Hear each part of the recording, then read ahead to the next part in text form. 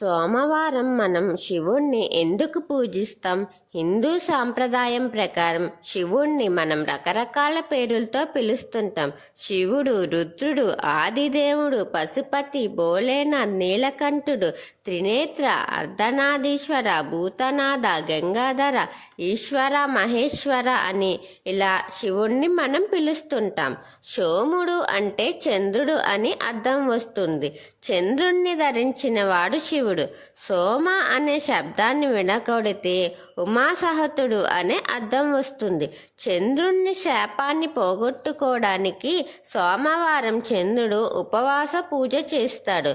చంద్రుడి పూజకు మెచ్చి శివుడు ప్రత్యేకమైన తన శాపాన్ని విముక్తి కోసం ఒక కొత్త శరీరాన్ని ప్రసాదిస్తాడు. అంతేకాకుండా చంద్రుణ్ణి అర్ధచంద్రాకారంలో శివుడు తలపైని ధరిస్తాడు. అలా చంద్రుణ్ణి ధరించినందుకు గాను శివుడు సోమ నుంచి సోమ అని, పరమేశ్వర నుండి ఈశ్వర అని, అలా సోమేశ్వర అని మనం శివుణ్ణి పిలుస్తాం.